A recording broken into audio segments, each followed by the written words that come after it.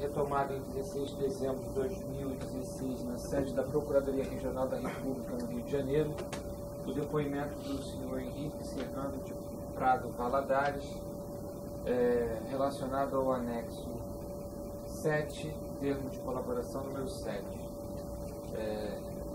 Edson Lobão, por gentileza, senhor Henrique, o que o senhor tem a dizer sobre esse assunto? O ministro, o senador, não sei como chamar, Edson Lobão, até então não conhecia, até ele assumir o Ministério de Minas e Energia. Então, ele, como ministro, vivenciou o assunto, o tema do projeto Madeira, na fase final de amadurecimento do projeto e sua consequente aprovação. Ocorre que ele se afastou do Ministério para concorrer ao cargo de senador, tendo o filho como suplente, e dessa forma, combinado certamente com o governo Lula, não sei com quem, mas com o próprio Lula, ele voltasse depois de eleito, deixasse o filho, o suplente do lugar dele, e voltasse ao cargo de ministro. Foi o que aconteceu. Então, ele viveu a primeira fase, o leilão em si, né, o ministro não era ele, era o Nelson Rubner, que é uma pessoa da confiança da Dilma e da Erenice. E depois, logo em seguida, ele eleito, fez o filho assumir e voltou, isso no início de 2018. No início de 2008, ele voltou a exercer a função de ministro. Bom, então, vou me reportar aqui ao período exatamente crítico, nós já falamos antes, né, que foi o período dessa luta inglória, né, e traumática sobre o projeto Girau. Ele estava como ministro nessa época. Então tivemos várias reuniões sobre esse tema. E eu demonstrava para ele as ilegalidades. E ele, e Marcelo também ia junto comigo várias vezes, e ele entendia, é uma pessoa inteligente. Ele é jornalista de formação, se não me engano, mas é uma pessoa inteligente. Ele percebe facilmente, né, os argumentos. Bom, e é também um político no sentido que o senhor compreende, politicão, é um cacique. Muito esperto, que sabe lidar com esses conflitos de interesse e navegar nesses mares revoltos.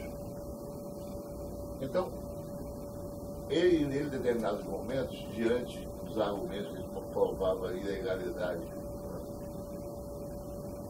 né, de ter adjudicado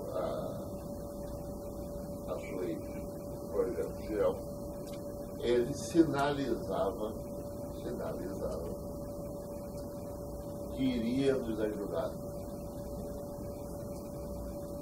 e que precisava da nossa ajuda. Não pode convidar. Marcelo acreditou nisso. Eu não sei de onde surgiu esse número. Não me lembro. E sem que ele entregasse nada, simplesmente para que ele fizesse o esforço de, usando os nossos argumentos, que eram verdadeiros e absolutamente legais, ele criasse um contraponto à Casa Civil. Então, para isso surgiu o pagamento de 5,5 milhões. Com certeza, Caixa 2.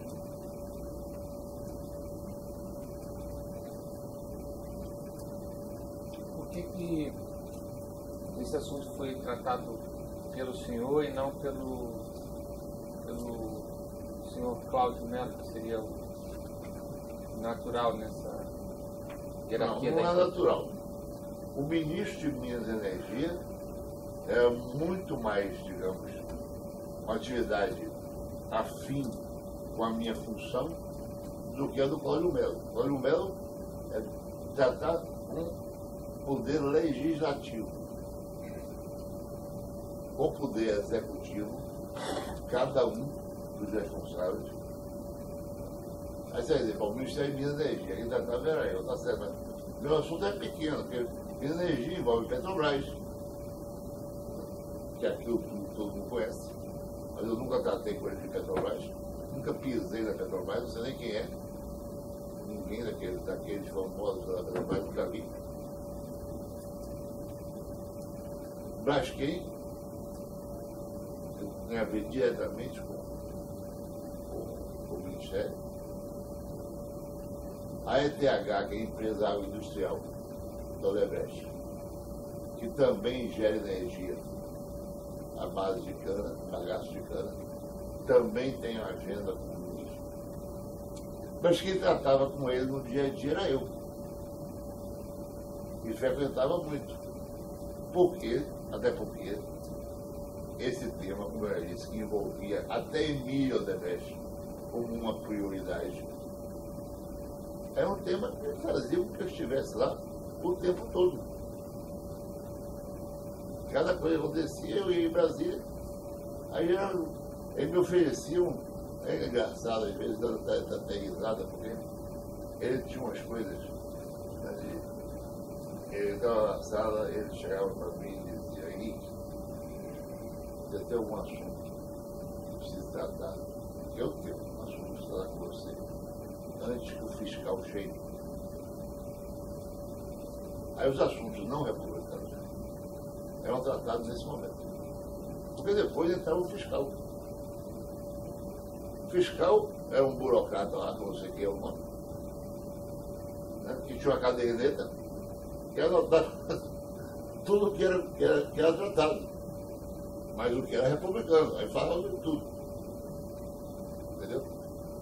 O fiscal era um assessor do senador. Um assessor lá, não sei qual é o cargo dele. E fiscal era um apelido. Ele usava o apelido. Eu vou chamar o fiscal. Mas o nome, você lembra? Não faço ideia, não lembro. Só lembro como fiscal e a cara dele. O resto, eu não lembro. Então, antes dessa figura entrar na sala, é que o senhor tratava das questões envolvendo Pagamentos desse tipo, né, favores que ele me pedia, né, todas essas coisas tratava antes do fiscal entrar. Esse valor, esse número que o senhor mencionou, então, foi solicitado diretamente pelo senador? Esse número, se eu bem me recordo, ele foi colocado, não sei se por iniciativa de Marcelo, ou se foi uma proposta do Edson Lobão ao Marcelo, numa conversa a três.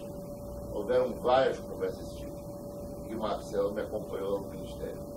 Inclusive reuniões que ele promoveu com outro grupo, que quase saiu no tapa mesmo. Era uma coisa assim, absurda. O Marcelo perdia a cabeça, né, com um cinismo do pessoal da Suez, e ele queria bater no cara. Então, houveram várias reuniões desse tipo. Entendeu? Então, o que existia de rotina? De rotina, eu ia lá. Isso aconteceu com o Geraldo, e aconteceu depois com o Belo Monte também. Levava para ele, né, os assuntos, e eventualmente isso resultava, né, em algum pedido de corrida, como foi esse primeiro. Tá? Então, primeiro, ele tinha um apelido já, não fui eu que colocou, de esquálido, até graça, mas a alcunha é esquálido. Era o código para os pagamentos. Ao senador ou ao ministro. Esses valores esse valor 5 milhões 500 foi acordado. O senhor sabe dizer como é que foi pago? Olha, isso como envolvia Marcelo também, isso era orientado diretamente e envolvia a figura do filho dele, que eu não cheguei a conhecer. Mas que eu sei, nunca tive, mas olha o belo já esteve com o Marcelo na residência do filho dele, que mora aqui no Rio. Nessa época morava no Leme. Mas parece que cresceu na vida, está morando na Vila Soto. Mas eu não conheço esse filho dele, conheço o outro, que é o sofreu acidente de carro, que é o suplente dele, que tem uma cicatriz no rosto, que é o Lobão Filho. Então quando o senhor se refere a esse filho, não é ao Lobão Filho. Desculpe? O senhor, quando faz referência ao filho do senador Edson Lobão, não é ao Lobão Filho, deputado. Às vezes é o Lobão Filho, deputado. E muitas vezes ele marcava o encontro na casa dele. E invariavelmente, quando eu ia na casa dele, na residência dele, encontrava o filho, o que é suplente. Mas esse filho, ele também participava na intermediação dos pagamentos? Não, ele demonstrava ter conhecimento dos assuntos que estavam sendo tratados com o pai. E me abordava sobre diversos outros temas e eu encontrava sempre a saída de dizer para ele, olha, esse assunto não é comigo. Não, eu posso ajudar, não sei o que e tal, vai custar tanto de hora, não é comigo, esse assunto não é comigo. O senhor pode ser mais específico? Hein? Como é que era isso? Ele abordava o senhor? Sobre outros temas. Sobre outros temas? Que tipo? Eu já nem lembro. Ele disse, olha, eu sei que vocês têm um interesse numa obra do tipo tal e tal estado, não sei o que e tal, né, que depende aí da aprovação de alguma coisa, aí eu tenho como ajudar. Eu disse, olha, esse tema não é comigo. E vai custar tanto isso? Chegava a ver esse... Não sei se chegava a botar preço. Mas indicava isso. Que deixava claro. Havia uma contrapartida que financeira. Havia contrapartida. Então ele citava uma obra de interesse da Odebrecht. Quando eu dizia para ele que esse assunto não era comigo, ela dava uma ducha de água fria. Tá, mas ele citava uma obra que possivelmente fosse do interesse da Odebrecht. Dizia que ele poderia interferir a favor da Odebrecht de alguma forma. E indicava que isso teria uma contrapartida financeira. Exatamente. E a conversa parava aí porque eu dizia que o assunto não era comigo. Mas o senhor chegou a levar adiante ao setor responsável? De jeito nenhum. Esse é o Lobão Filho. Esse é o filho. O outro que mora aqui no Rio eu não conheço. Mas eu sei que foram feitas entregas de pagamentos, alguns desses pagamentos, as entregas foram feitas na residência do filho que mora aqui no Rio. Pelo registro que tem lá. Mas eu não conheço. Alguns desses receberam também alguma alcunha? Os filhos? Acho que não. Então a entrega de pagamento de dinheiro era feita na casa desses filhos. Eu só não recordo o nome. Pelo menos em algumas ocasiões. Tá. Só não se recorda do nome desse filho. Não sei o nome, mas é fácil encontrar. Na internet, o filho do Lobão, que mora no Rio de Janeiro, 2 minutos a gente acha na internet. O senhor mesmo já teve contato com ele? Não conheço. Nunca estive com ele. Você falou no Cláudio Melo, eu me lembrei que houve uma ocasião em que o Lobão marcou uma reunião na residência desse filho, na época ele morava no Leme, e aí em cima da hora Marcelo disse, Henrique, é melhor você não ir, para não ir muita gente. Não sei se foi o Cláudio Melo que marcou a reunião, e por isso ele achou que o Cláudio Melo necessariamente deveria estar presente. além dele, ele me excluiu. Deve ser algo desse gênero, não lembro. Então eu acabei não conhecendo esse outro filme. Nesse processo envolvendo o senador Edson Lobão, o seu assessor participou? Desculpe? O seu assessor, o senhor Enio, participou desse processo de pagamento da propina para o senador Edson Lobão? Ele participou sempre de todos os pagamentos de propina, cujo custo recaía sobre o Odebrecht Energia. Ele participava. Então era ele que dava, depois do seu aval, as ordens para o setor de operações estruturadas para efetuar o pagamento. Perfeitamente. E o contato era entre ele, o senhor Enio, e o filho do senador Edson Lobão.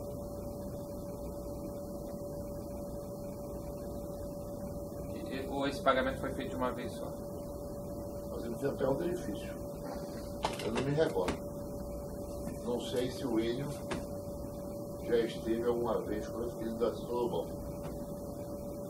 Ou se foi o Cláudio Melo, que já conhecia ele, que acertou, né, com orientações da equipe de Gilberto, detalhes de como fazer ideia e tudo mais. De fato, disso eu não me recordo. Esses pagamentos foram feitos com a contrapartida de que o ministro interviesse. Com a expectativa. Tá? Mas ele não interveio na prática. Ou os que interveio, a resultante foi zero. Tá. Mas era de reverter o leilão de Giral. Exatamente. Teve contrapartida também, teve a contraparte também da Queiroz Galvão? Queiroz não. Andrade Gutierrez. Ou Andrade Gutierrez? Todos esses assuntos eu levava ao conhecimento do Andrade Gutierrez e eles participavam da promoção da 140. A única exceção a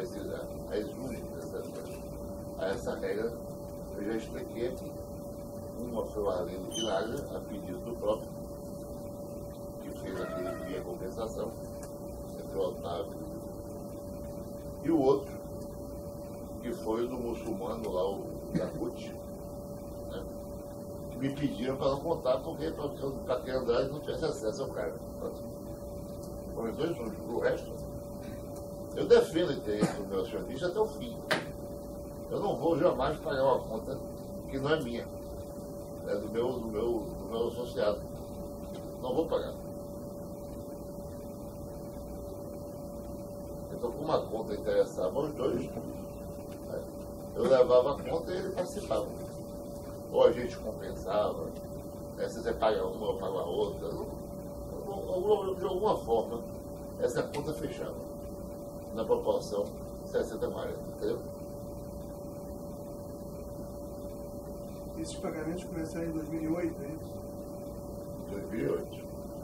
2008 foi um ano fatídico. Começou muito bem com dezembro, com a conquista de Santo Antônio, e terminou em dezembro com a desistência, né, de judicializar o Giral. Mas foi um ano, eu não tive sono.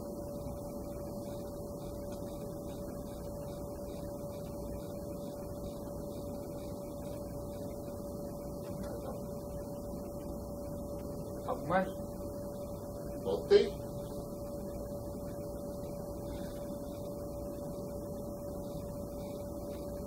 Eu falo aqui de várias reuniões, outros foram com a presença de Marcelo Odebrecht, que é verdade.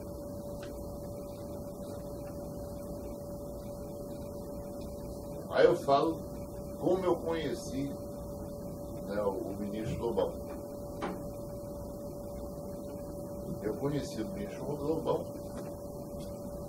porque tão logo começou a circular na imprensa que ele seria nomeado ministro da Energia. Eu, com tantos assuntos lá no Ministério, procurei conhecê-lo de alguma forma. E esse, ao contrário do amigo, esse foi fácil. Quando a empresa inteira conhecia o cara. Aí eu usei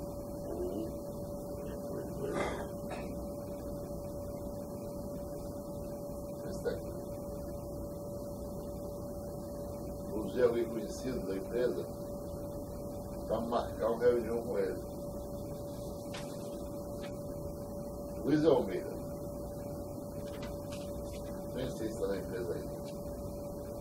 O Luiz Almeida foi um cara que morou muitos anos no Maranhão pelo Odebrecht e depois por conta própria da empresa dele. Muito íntimo da família Sarney, Lobão, aquele círculo lá. Então, na minha cabeça veio logo, pensei nele e não deu outra. Ele ligou pro Lobão e o Lobão me recebeu. É engraçado como as coisas funcionam.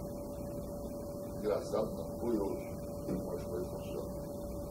O Lobão nunca tinha me visto na vida. Me recebeu. Acho que era o fim de semana. Não, não é fim de semana. É a época de final de ano, tudo estava no deserto. E ele estava lá. Aí eu fui no gabinete dele, bati na porta, me apresentei. E aí começamos a conversar e ele me confirmou que existia de fato o compromisso de ele vir se tornar ministro de Minas e Energia. Aí ele pegou, sem ter me visto nem nada, ter me visto sem me conhecer nem nada. Ele pegou um pacote, desses pacotes pardos que a gente usa aí, que não tem identificação nenhuma, né? E tirou de dentro do pacote uma listagem. E essa listagem continha a seguinte informação: todos os órgãos ligados ao Ministério de Minas e Energia tinha listagem lá de quem era o diretor, não sei das quantas, né, da Petrobras, de Furnas, ou do Eletrosul, que seja, o nome do cara e que era o padrinho político do cara. Ele, antes de assumir o Ministério, entregaram isso a ele conhecendo. Você está assumindo com quem diz? Está assumindo o Ministério com as pessoas que mandam só essas aqui e obedecem às orientações dos políticos cujo nome está ao lado. Pronto. Então, é isso aqui que você vai ter que lidar. Entendeu? Aí ele pediu que eu confirmasse, eu sabia que o assunto maior era Furnas e tudo mais. Ele pediu que eu olhasse lá na planilha a diretoria de Furnas, o livro principal executivo de Furnas, se aquelas informações estavam corretas. Se era o cara mesmo, se o padrinho era aquele que estava indicado. Essa foi a minha primeira conversa com ele. Bom, daí para diante, ele empossado, as conversas começaram a seguir mais o protocolo. Né? Marcar reuniões, secretária, né? Fiscal. Ele tinha uma diferença comigo que ele dizia que era comigo na Bíblia. Ele gostava de mim, dizia gostar de mim, de conversar comigo. Então ele me servia com gaspacho. Ele é malo que nem um palito. E se alimenta à base de gaspacho. Então ele chegava lá, mudando a foto do fiscal. Tinha um cara que serviu o gaspacho. Ele mandava trazer o gaspacho. A gente ia tomar o gaspacho. Então começava a reunião. Então, seguia um rito, né? Essas reuniões com ele, mas ele ouvia, às vezes falava disparates, aí eu corrigia, mas no fim, ele como uma pessoa inteligente, ele entendia. Com uma explanação bem clara, colocando para ele as coisas, ele entendia, ele era capaz de entender. E prometia, né, que iria atuar no sentido daquilo que nós julgávamos e ele se dizia convencido de que era o certo. Entendeu?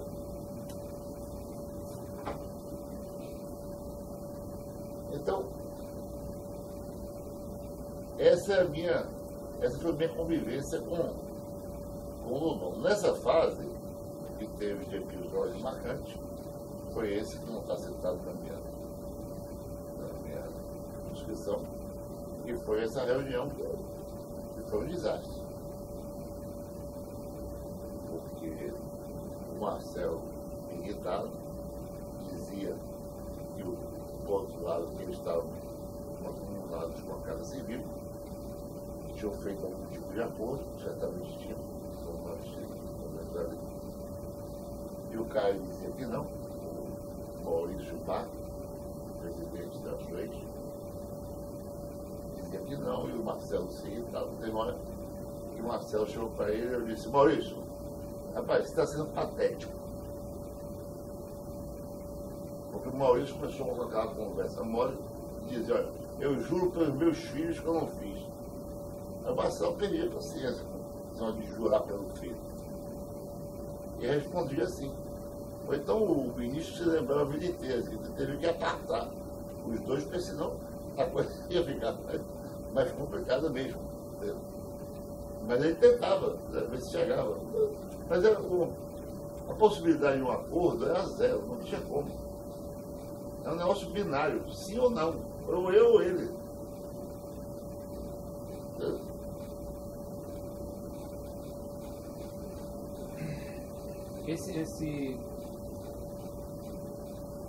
Essa relação que o senhor falou com o ministro Lobão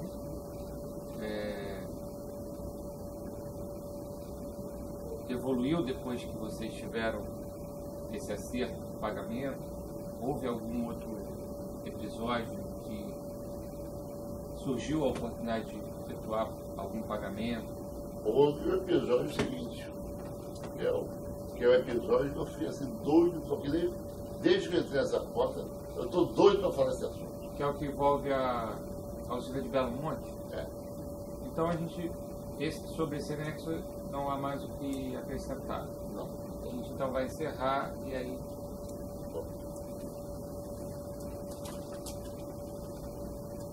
Nada mais havendo a consignar, será agora encerrada a gravação audiovisual, em seguida ali de assinado o termo e também registro presenteado.